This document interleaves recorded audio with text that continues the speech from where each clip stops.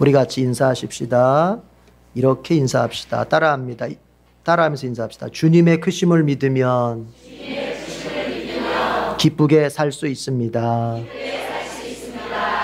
자, 한 번 더 따라합시다. 주님의 크심을 믿으면 기쁘게 살 수 있습니다. 이런 얘기가 있죠.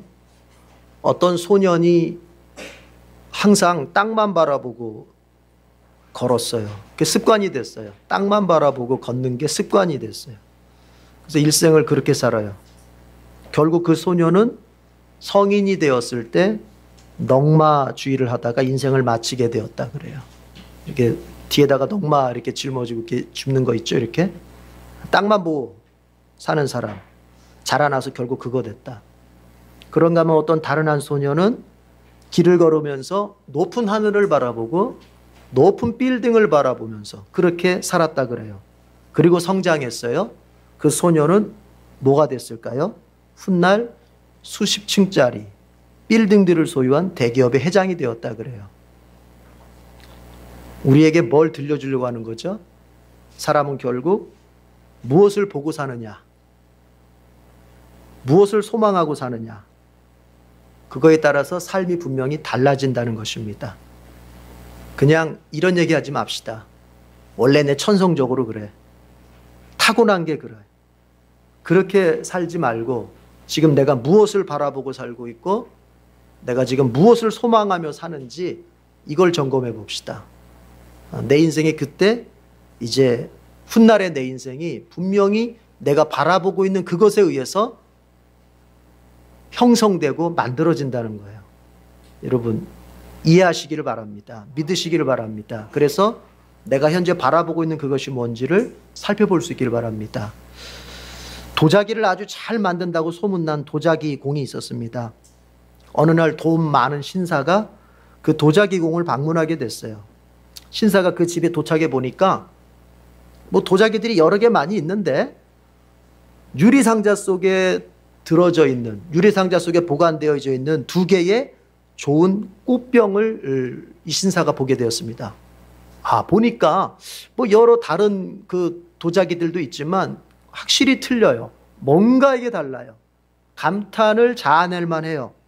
그래서 신사가 참 멋집니다. 이거 아주 귀한 것인가 봅니다. 물어요. 그러니까 도자기 공이 예 그렇습니다. 나에겐 너무나 귀한 것입니다. 신사가 이어 묻습니다. 얼마면 파시겠습니까? 이거 나한테 팔았으면 좋겠는데 원하는 대로 다 주겠습니다. 얼마만 팔겠습니까? 그러자 그 도자기 공이 고개를 휘저으면서 신사에게 말합니다. 이 세상 돈을 다 준다 해도 나는 저 두 개의 꽃병은 절대로 팔 수 없습니다. 왜냐고요? 거기에는 사연이 있기 때문에 그렇습니다. 하면서 이 도자기 공이 그 꽃병에 얽힌 사연을 이야기합니다. 이렇습니다. 사연은 저는 한때 술주정뱅이였고 노름꾼이었습니다. 그렇게 세월을 살았습니다. 긴 세월을. 그러던 어느 날 친구의 권유로 교회의 예배에 참석을 하게 되었습니다. 자, 예배를 드리고 이제 집으로 돌아오는 길에 우연히 쓰레기 더미가 있는 곳에서 웬 찰흙 덩어리가 하나가 있었던 거예요. 그래서 그것을 발견하고 이 도자기 공이 아마 누군가가 쓸데없어서 버렸던 것 같다. 그런데 내가 가져가서 좀 만들어 봐야겠다 해서 그것을 들고 와서 이제 자기 기술 가지고서 그 꽃병을 만들었다는 겁니다. 그때 만든 꽃병이 바로 이거라는 거예요. 그때 만든 꽃병. 근데 중요한 것은 꽃병을 만들었다는 게 중요한 게 아니라 그 꽃병을 만들고 나서 그거를 딱 바라보고 있는데 번뜩 그런 생각이 들더라는 거예요. 내가 이런 일을 할 수 있다면 하나님께서도 나를 가지고 똑같은 일을 하실 수 있지 않을까? 내가 그 쓰레기 더미 속에 버려진 그 스무짝이 없는 흙덩이 가지고 내가 이렇게 아름다운 꽃병을 만들 수 있다면 하나님도 이제까지 망가지고 술에 쩔어서 도박에 쩔어서 망가진 내 인생을 아름답게 만드실 수 있지 않을까? 이런 생각을 해보게 됐다는 거예요. 그리고 그때부터 이제 결심하고 한번 내 자신, 내 인생을 하나님 손에 맡기고 정말 하나님께서 나를 새 사람으로 만들어 주시기를 바라면서 인생을 한번 살아보자, 이렇게 결심하고서 살아봤다는 거예요. 그랬더니 오늘날 이렇게 유명한 도자기공이 되고 정말 인생은 아름답고 인생은 능력 있는 그런 삶을 살 수 있었다.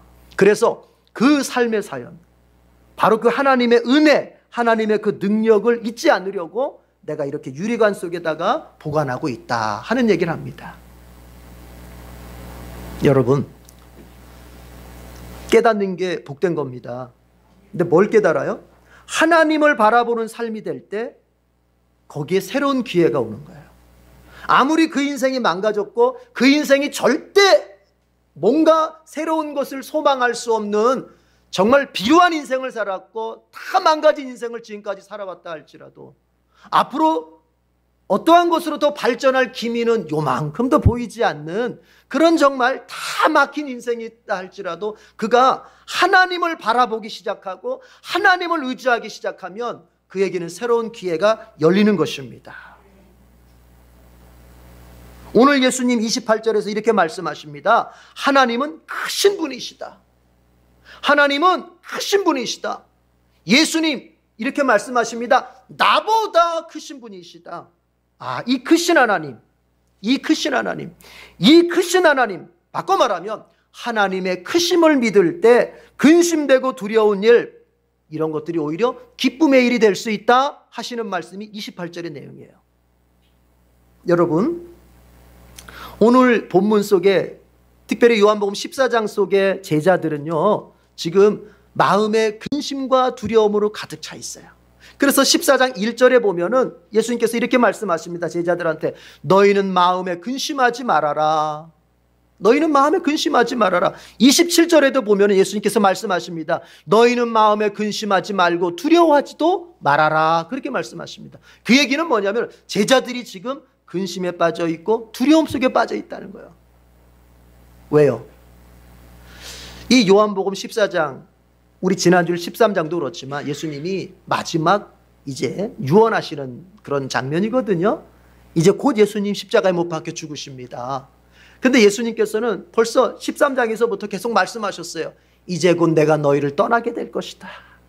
내가 너희를 떠나게 될 것이다. 얼마나 두려운 일입니까? 얼마나 걱정스러운 일입니까?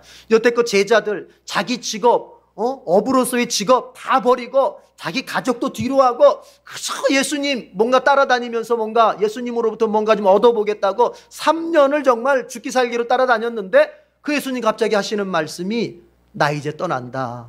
아버지께로 가노라. 나 아버지께로 간다. 제자들 마음속에 그러면 그럼 우리는 어떻게 되는 거예요?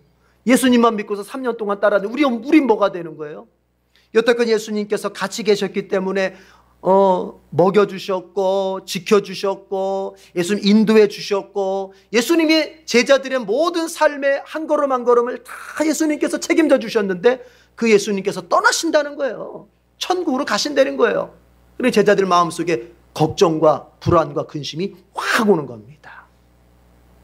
여러분, 여기서 이거 하나 잠깐 말씀드리고 넘어가 볼게요.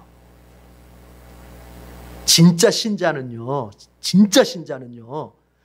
예수님이 나로부터 멀어진다, 예수님이 나를 떠난 것 같다 할 때는요 마음이 확 불안해지는 거예요. 이게 진짜 신자예요. 진짜 신자. 역으로 불신자는요 예수님이 같이 계시는 것도 모르고 예수님이 멀어지는 것도 모르고 뭐 같이 계셔도 멀어져도 전혀 마음의 동요가 없어요. 그러나 진짜 신자는요, 진짜 제자는요, 예수님이 나를 떠나셔? 예수님으로부터 내가 멀어져? 이거를 제일 두려워하는 거예요. 이거를. 다윗이 여러분 일생 동안 무엇을 가장 두려워하고 무엇을 가장 염려했습니까? 시편을 가만히 읽어보십시오. 다윗이 쓴 시편만 한번 잘 읽어보십시오. 다윗이 일생 동안 두려워했던 건 딱 하나입니다. 하나님, 왜 나에게서 멀리 계십니까? 하나님, 왜 나의 일에 관여해 주시지 않습니까? 언제까지 기다려야 됩니까? 하나님이 멀리 계시는 것. 왕입니다. 힘이 있습니다. 권세가 있습니다. 그렇지만 하나님이 나에게서 멀리 계시다고 하는 것, 이것이 다윗에게는 제일 관심의 대상이었고, 그래서 하나님께서 멀리 계신다 할 것 같으면 왕이지만 두려웠던 거예요. 그게 진짜 신자입니다. 여러분 내면을 살펴봐요. 어쨌든 제자들이, 또 예수님께서 이 말씀도 하셨어요. 자, 내가 너희를 떠날 뿐만이 아니라 너희 중에 하나가 나를 배신할 것이다. 너희 중에 하나가 나를 팔 것이다. 3년 동안 형제처럼 지냈습니다. 서로 의지하면서 서로 챙겨주면서 그렇게 형제처럼 지냈습니다. 그런데 우리 중에 누군가 하나가 배신을 한다는 것입니다. 여러분, 배신의 상처를 경험해 봤습니까? 내가 믿고 의지하고 모든 걸 나눴던 사람으로부터 뒤통수를 맞아본 경험이 여러분 있습니까? 얼마나 그게 정말 마음 아픈 상처입니까? 그런데 그걸 미리 알았어. 저 사람이 나를 배신할 것 같아. 저 사람이 나를 떠날 것 같아.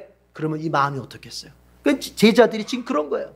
예수님도 떠나신다고, 우리 중에 한 사람은 배반자가 나올 것이고, 이거 완전히 이건 마음 불안하고 근심으로 가득 찰 수밖에 없죠.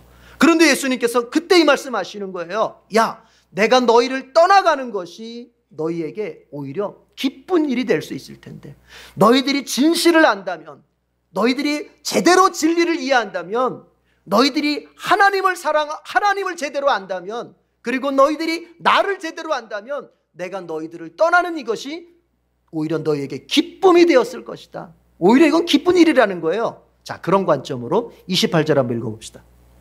28절 다 같이 시작. 너희는 내가 갔다가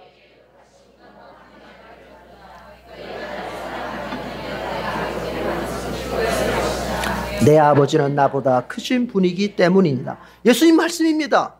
너희가 나를 사랑한다면, 이 사랑한다는 말을 감정적인 어떤 그런 에로스적인 사랑을 염두에 두지 말고, 여기서 성경은요, 사랑이라고 하는 것에는요 항상 안다가 있어요. 안다.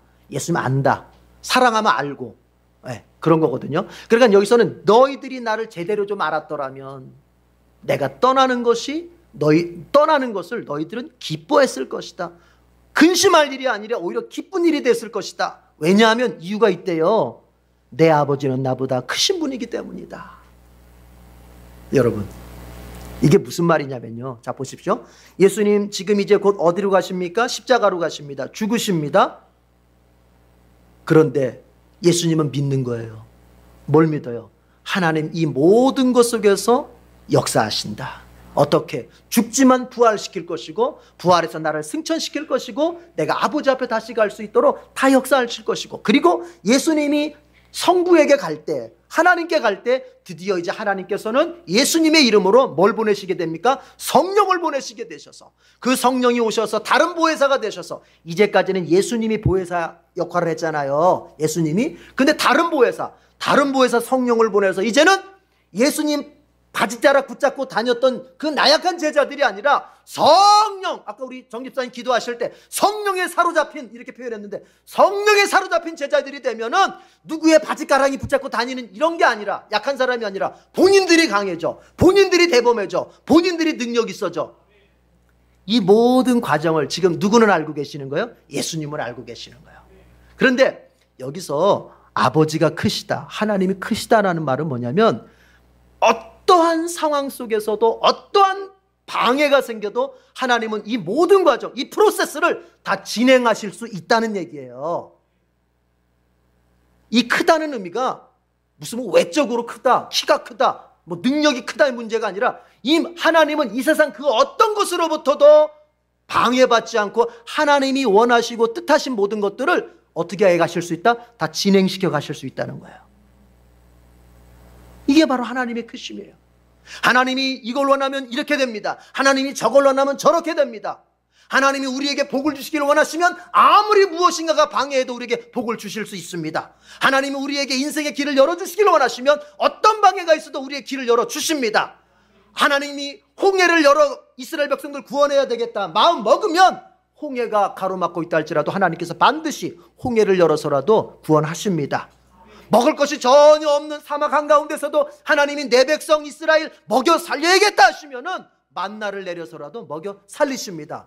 무슨 얘기예요? 이게 어떠한 경우, 어떠한 방해, 어떠한 문제 속에서도 하나님은 자신의 자녀, 자신의 백성을 위한 그 뜻을 다 실현해 갈 수 있다는 얘기입니다. 이게 하나님의 크심이에요. 예수님이 십자가에서 죽으시지만, 그래서 현상적으로는 절망이고 현상적으로는 망한 거고 현상적으로는 끝난 것 같지만 아니다. 부활시키시고 승천시키시고 이제 성령 보내시고 이 모든 것을 하나님이 척척 해나가신다. 그런 의미에서 크신 분입니다.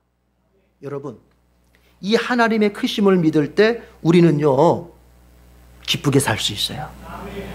우리 제자들은 한번 제자들의 입장을 가보세요. 제자들의 입장을 가보면 분명한 것은 예수님이 떠나신다는 것, 그리고 제자들 중에 배신자가 나온다고 하는 것, 이건 인생의 환경으로 보자면 이거는 두려워할 수밖에 없고 불안할 수밖에 없고 절망할 수밖에 없는 상황인데, 예수님 하시는 말씀입니다. 하나님의 크심을 너희들이 알고 하나님의 크심을 너희들이 믿는다면 그 불행으로 보이는 그 일이 너희에게 어떤 일이 된다? 기쁨의 일이 된다는 것입니다. 여러분이 여러분의 삶을 보면서 두려워하고 근심에 빠진 이유 딱 하나입니다. 그 환경이 정말 어려워서라기보다는 뭐가 없어서? 믿음이 없어서. 뭐가 없어서요? 믿음이 없어요. 그 믿음이 어떤 것에 대한 믿음, 무엇에 대한 믿음입니까? 하나님의 크심에 대한 믿음입니다. 이 문제보다도 하나님이 더 크시다. 이 문제가 있어도 하나님이 나에게 복을 주시고 하나님이 나에게 길을 열어주시고 하나님이 나를 새롭게 하시고 하나님 우리 가정 책임져 주시고 내가 죽는 그날까지 하나님 나를 인도해 주신다고 하시는 그 하나님의 크심에 대한 믿음, 이것이 있을 때는요 불행한 일로 보이는 일도요 감사한 일이 될 수 있고 기쁨의 일이 될 수 있고 뭔가 소망을 갖는 일이 될 수 있는 것입니다. 오늘 그 얘기예요. 제자들 지금 불안합니다. 오죽했으면 예수님께서 대놓고 얘기하셨겠습니까? 27절 끝자락에 보니까 너희는 마음에 근심하지 말고 두려워하지도 말아라. 근심하고 있어요. 두려워하고 있어요.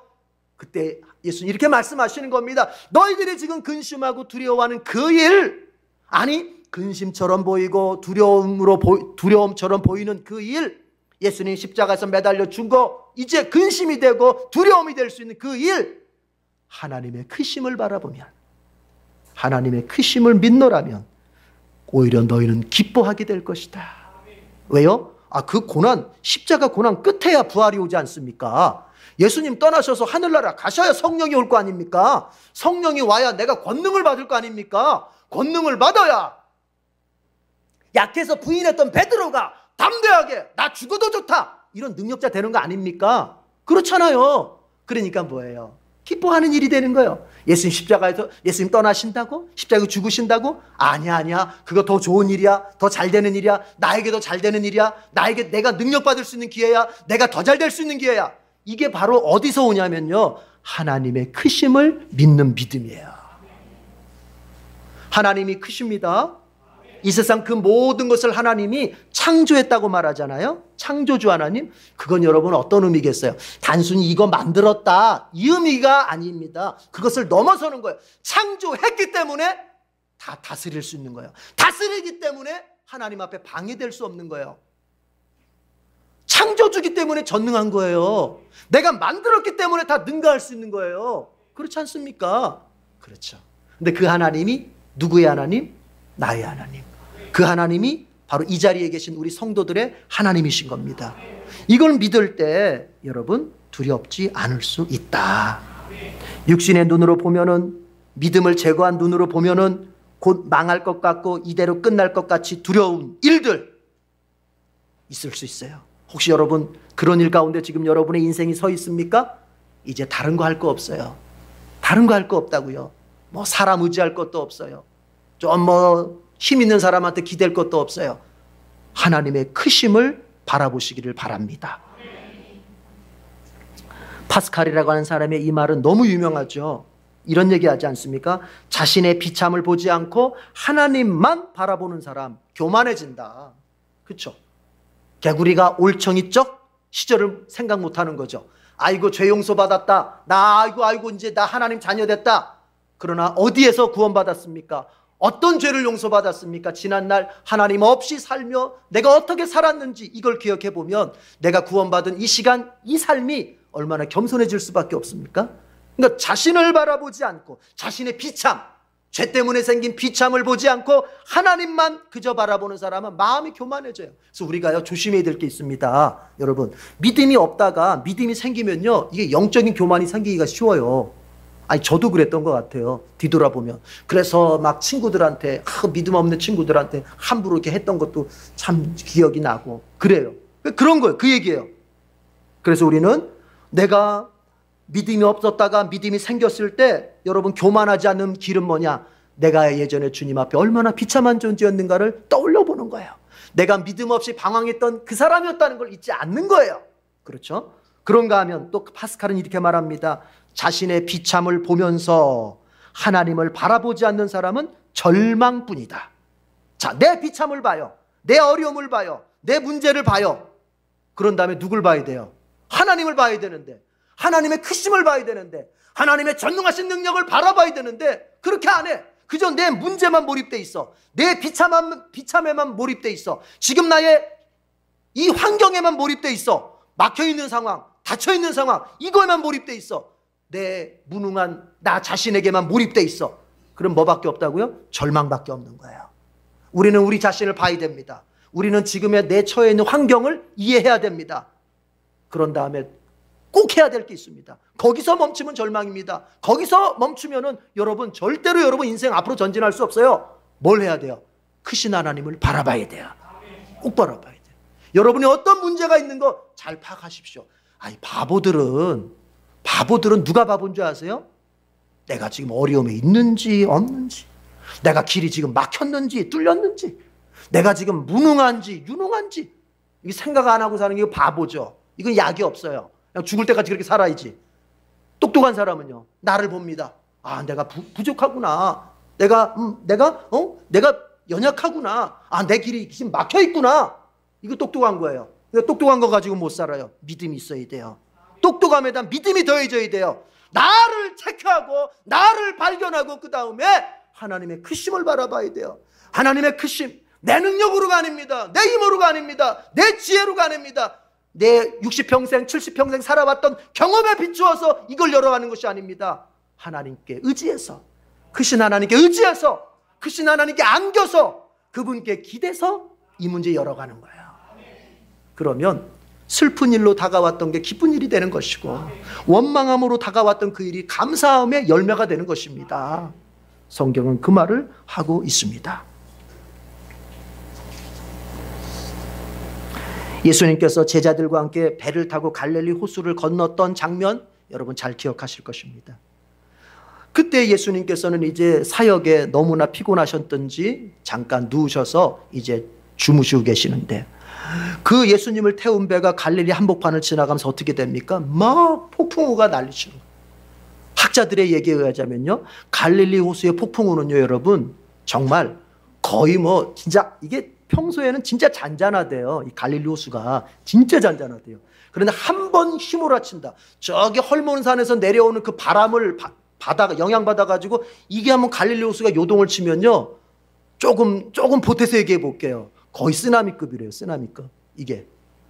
그런데 예수님 모시고 가는 그 배가 바로 그런 폭풍에 이제 걸려버린 거예요. 그러니 여러분 생각해 보십시오. 베드로를 비롯한 예수님의 제자들은 다 뭐 출신이에요? 어부 출신이에요. 갈릴리 호수에서 평생을 고비 잡았던 이 잔뼈가 굵은 사람들 아닙니까? 전문가들. 그런데 그들조차도 이게 대처를 할 수 없었다고 하는 거는, 이 폭풍은요, 경험? 안 통하는 거예요. 기술? 안 통하는 거예요. 안 통하는 거예요. 여러분 그럴 때가 있습니다. 여러분 경험이 안 통할 때가 있어요. 여러분의 기술이 안 통할 때가 있어요. 여러분의 지혜, 지식이 안 통할 때가 있어요. 하나님이 그런 때를 허락할 때가 있어요. 그러면 겸손해지죠. 뭐 가져라? 믿음 가지라는 거예요. 믿음 가지라는 거예요. 믿음으로만 된다는 거예요. 믿음으로만. 그러니까 그럴 때 막 폭풍우가 치니까 막 난리 났잖아요. 그 제자들이 가서 예수님 깨웁니다. 예수님, 우리 죽게 됐는데 좀 안 돌아보십니까? 예수님 일어나셔서 명령하십니다. 바람아, 폭풍아, 잠잠해라. 잠잠했습니다. 크신 분이거든요. 예수님께서 창조하셨으니까, 바람도 창조하고 폭풍도 창조했으니까 다스릴 수 있는 거예요. 잠잠하라. 잠잠해졌어요. 자, 이제 예수님의 말씀에 주목해 보십시다. 그 일을 모두 마치신 다음에 예수님이 제자들에게 하시는 이 말씀이 우리에게 중요한 거예요. 뭡니까? 왜 두려워하느냐?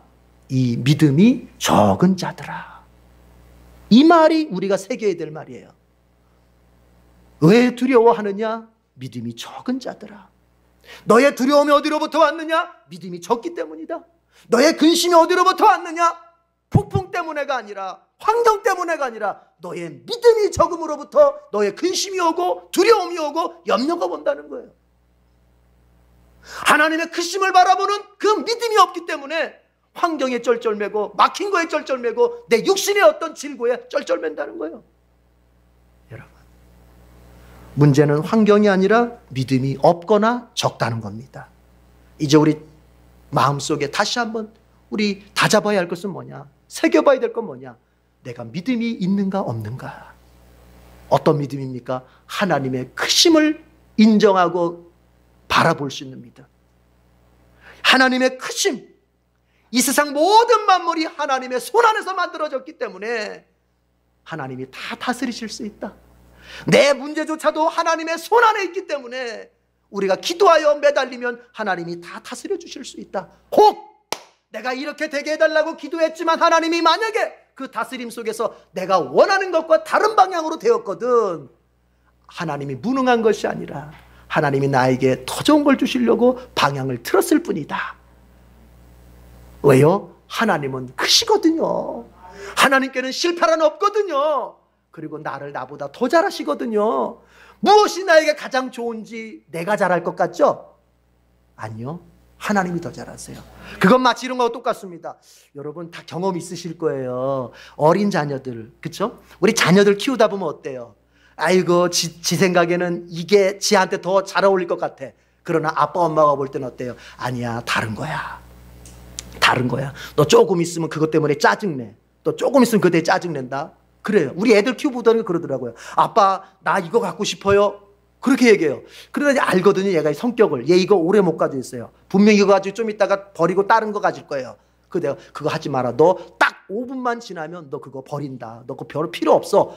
그러면 걔는 아니에요. 무슨 일 있었는지 꼭 그래서 하나 사줬어요. 엊그저께 문구점 가서 사줬어. 그랬더니 뭐 그냥 내팽개쳐놓고 가지고 놀지도 않더라고. 안 가지고 놀아요. 얻기 전까지는 뭐예요? 나 이거 없으면 못 살아요. 나 이거만 사주면 나 진짜 공부 열심히 할 거예요. 이것만 사주면 나 정말 아빠 세상에서 제일 사랑할 거예요. 그래서 사줬어. 비싼 돈 들여서 사줬어요. 사줬더니 뭐예요? 5분 있으니까 내팽개치고 다른 거 가지고 놀아요. 나는 나를 몰라요. 내가 정말 귀하게 여기는 게 뭔지를 몰라요. 나에게 정말 필요한 게 뭔지를 몰라요. 부모는 알아요. 하나님은 아세요. 그래서 하나님께서 때로 나는 이렇게 해달라고 기도했지만 하나님이 그 방향을 약간 틀어서 네가 지금은 이해 못하겠지만 조금 시간 지나가 보면 이게 너한테도 좋은 게 될 수 있어. 그렇게 응답하시는 것입니다. 여러분 중요한 건 뭐예요? 믿음이라는 거예요. 믿음. 눈에 보이는 것 가지고 하나님을 판단하지 마시고요. 믿음을 가지고 하나님을 판단하십시오. 어떤 믿음입니까? 오늘 예수님 말씀하십니다. 내 아버지는 나보다 크신 분이시다. 하나님은 크신 분이시다. 하나님의 크심을 믿기를 바랍니다. 하나님의 크심 속에 여러분의 일을 맡기시고 하나님의 크심 속에 여러분의 가정을 맡기시고 하나님의 크심 속에 여러분의 자녀를 맡기시길 바랍니다. 그럴 때 예수님 이렇게 말씀하실 것입니다. 너희가 기뻐하게 될 것이다. 기도하겠습니다. 하나님 아버지, 그렇습니다. 하나님의 크심을 믿고 바라보며 사는 인생이 될 때 불행으로 보이고 근심의 일로만 보이는 그 일조차도 기뻐할 수 있는 일이 될 수 있다고 예수님 오늘 말씀하셨습니다. 주여, 광야 속의 이스라엘 백성들 하나님의 크심을 믿지 못했을 때 그들은 원망하고 절망하고 다투고 그저 옛 과거로 돌아가려고 했었습니다만 모세가 그때마다 외쳤던 것, 하나님의 크심, 가나안의 신들보다 하나님이 크시다, 광야의 문제보다 하나님이 크시다 라고 외쳤던 모세의 그 믿음처럼 우리도 항상 우리의 삶의 문제 속에서 하나님의 크심을 더 주장하며 믿으며 바라볼 수 있도록 도와주시옵소서. 그래서 우리의 일생이 분명히 환경은 울어야 되고 근심해야 되고 절망해야 될 환경으로 둘러싸여 있다 하더라도 하나님의 크심을 바라보기 때문에 매일매일을 기뻐하며 그리고 소망 속에 정말 그 마음이 힘을 내며 살아갈 수 있도록 도와주시옵소서. 우리에게 이런 믿음으로 충만케 해주시기를 바라옵고 예수님의 이름으로 기도드립니다. 아멘.